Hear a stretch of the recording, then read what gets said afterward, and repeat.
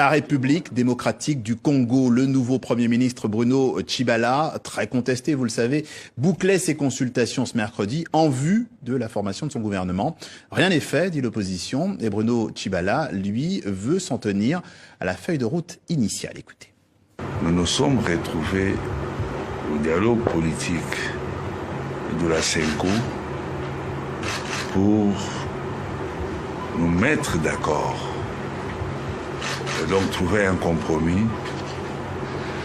en vue d'aller à des élections suivant un nouveau calendrier qui nous sera présenté par la CENI.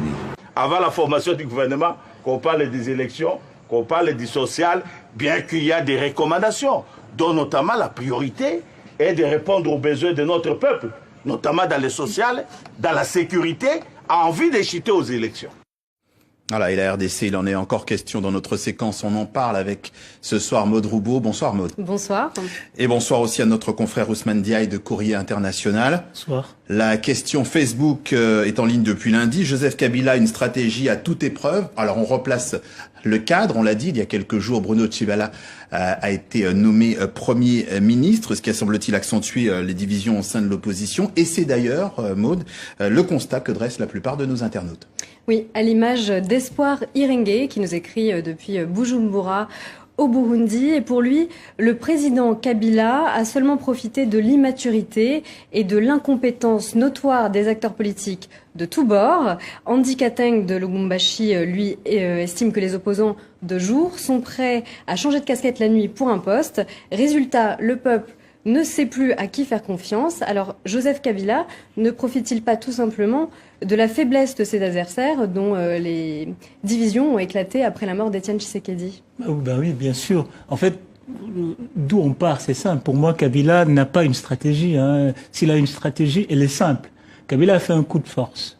C'est-à-dire, il s'est maintenu au pouvoir alors que bon, rien ne lui permettait. Ça, la Constitution lui interdisait, etc. Il a mis son peuple devant le fait accompli. Pour moi, c'est une forme de coup d'État. Kabila a inventé une nouvelle forme de coup d'État. Et je pense qu'il se permet parce que l'opposition, est affaiblie et assez médiocre, au fond. Parce que aujourd'hui, quand vous voyez Bruno Tshibala, qui vient d'être nommé Premier ministre, il y a quelques jours, il était aux côtés de Joseph Olengakoy qui a parlé pour dire la même chose. Il était le porte-parole du rassemblement de l'opposition. Le Premier ministre qui l'a remplacé, Sami Badi-Banga, même chose. Il était le porte-parole du principal parti d'opposition. Donc je pense qu'on a l'impression que finalement, bien sûr, dans une forme de paradoxe politique, le meilleur allié de Kabila, finalement, le meilleur atout de Kabila, paradoxalement, c'est son opposition. Tant elle est médiocre, tant elle s'illustre dans des querelles crypto-personnelles. Faut rappeler quand même que la dépouille de la figure historique de l'opposition qu'ils vénèrent tous, ils n'ont pas été capables d'être d'accord sur le rapatriement et sur les conditions de l'inhumation, tellement ils étaient occupés à se déchirer pour la succession. Ousmane, l'opposition est médiocre, on l'a compris, enfin c'est ce que vous nous dites. En même temps, si Kabila n'était pas malin, il n'aurait pas pu utiliser cette médiocrité. Moi je pense que Kabila n'est pas malin, c'est simple. Kabila, il a l'armée. Qu'est-ce qu'il fait quand le mouvement, parce que quand même au Congo, ce qu'il faut dire, je pense que c'est l'espoir aujourd'hui, que la situation se débloque politiquement, cette situation de fermeture, cette situation d'entente tacite entre une classe politique assez corrompue, avec les mêmes mœurs politiques, a fait émerger des mouvements citoyens, Fidimbi, Lucha, qui par contre tiennent une opposition très radicale, ils tiennent tête à Kabila. Kabila envoie l'armée. Eux, il n'y a pas d'accord de Saint-Sylvestre. Oui. Voilà, donc je pense que Kabila, il n'a pas une intelligence stratégique, il a l'armée, et il a une capacité de corruption. Voilà. Je pense que ce sont ces deux principaux outils qui n'ont rien d'intelligent au fond, et qui n'ont rien d'honorable. Maud ? Oui, donc beaucoup d'internautes, eux, estiment que Joseph Kabila s'accroche au pouvoir et qu'il repousse au maximum l'échéance présidentielle. Et c'est ce que nous dit Julia Ferriol Mwambulungu à Kinshasa, qui pense que Joseph Kabila fait traîner en longueur. Mais pour lui, donc cet internaute, la page est tournée et tout ce qui se passe est en fait un signe d'agonie, nous dit-il, d'un régime prédateur. Teddy Chitenda Mulumba, lui aussi à Kinshasa, va encore plus loin, car pour lui, si Kabila utilise bien le dépochage et la corruption pour fragiliser l'opposition et obtenir un 3e mandat. La jeunesse congolaise s'impatiente et Kabila risque de subir pour lui le même sort que l'ex-président burkinabé Blaise Compaoré. Est-ce que vous êtes d'accord avec cette analyse? Non, je suis pas d'accord. Je pense que le régime de Joseph Kabila n'est pas à l'agonie. Je pense qu'il a réussi un truc que rarement dans le monde on a vu. C'est-à-dire, il a fini son mandat, il part pas. Le dernier qu'il a fait, Gbagbo, il est parti avec les armes, intervention. Faut remarquer que là, on parle pas d'intervention. Il déroule à son aise. Par contre, je pense que oui, la jeunesse s'organise et qu'aujourd'hui, on est dans une situation où la question de l'alternance politique au Congo, il se pose quasiment en termes d'alternance générationnelle. Parce que Filimbi, c'est un autre visage. C'est d'abord une jeunesse qui en avait marre d'être spoliée, qui en avait marre des ententes tacites entre la pseudo-opposition et le pouvoir de Kabila, qui porte un discours tout à fait nouveau. C'est-à-dire, il révolutionne les mœurs politiques. Premièrement, un mouvement comme Lucha Filimbi, ils affirment fortement que c'est des mouvements non violents. Alors que dans un espace politique congolais marqué quand même par une certaine culture de la violence. Tous les présidents qui sont succédés jusqu'ici ont utilisé la violence pour arriver au pouvoir. Joseph Kabila est arrivé au pouvoir pas par les urnes. Il est arrivé au pouvoir parce que son père a pris les armes, a conquis Kinshasa, et puis son père a été assassiné, il lui a succédé. Donc je pense que là, il y a vraiment quelque chose qui se passe, et je pense que l'issue, en tout cas, le destin politique du Congo, hélas, repose quand même sur cet espoir fébrile, assez fragile que représente cette jeunesse qui s'organise en mouvement citoyen et qui émerge. Beaucoup de commentaires aussi sur Facebook sur le désengagement de l'Église qui était à la manœuvre justement avant l'accord du 31 décembre. Ouais, j'accuse la Senko de favoriser le glissement depuis le 20 décembre. Construire sans terminer, c'est détruire, nous dit Nkashama Mukeba depuis le Cap en Afrique du Sud.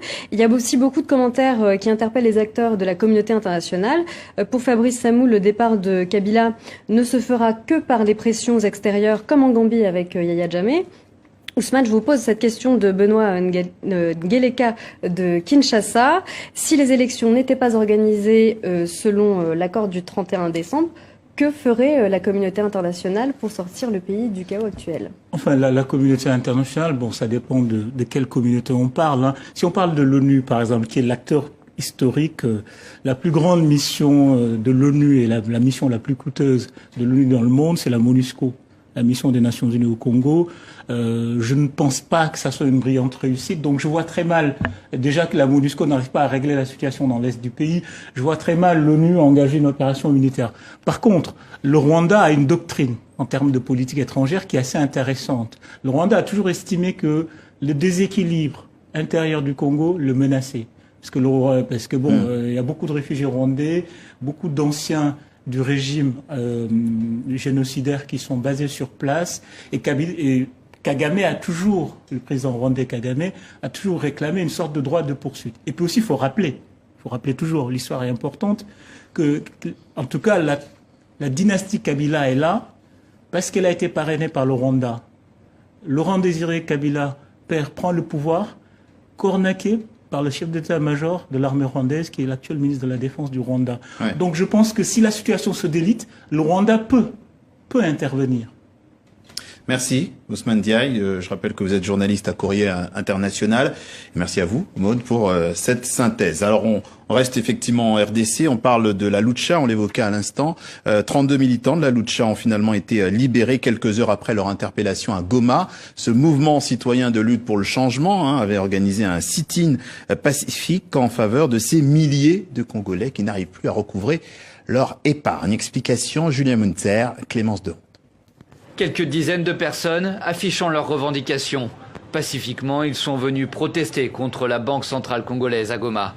La BCC a placé sous sa tutelle des coopératives et des banques qui ont fait faillite, empêchant depuis les clients de ces institutions de recouvrer leur épargne. Les victimes et leurs représentants étaient soutenus par les militants de Lucha. Il y a une mauvaise foi avec la Banque centrale qui ne veut pas justement résoudre certains problèmes. Si aujourd'hui les amis de la Lucha peuvent justement revendiquer, c'est justement un problème qui est lié au social et qui est officiel. C'est près de 30 000 personnes qui ont vu leurs économies gelées sans aucune explication et la BCC laisse traîner la situation. Nous voulons le remboursement totale de notre argent. Comment l'argent peut être thésaurisé pendant 3 ans, 4 ans et il y a des femmes qui meurent parce qu'il manque même les frais pour les soins médicaux, les enfants qui n'étudient plus, les gens qui mangent difficilement. On se dit finalement pourquoi ces autorités se taisent devant une situation macabre comme celle-là. Le sit-in qui se déroulait dans le calme a tourné court. La police est rapidement intervenue en force. Elle a procédé à des arrestations tout en empêchant les journalistes de travailler.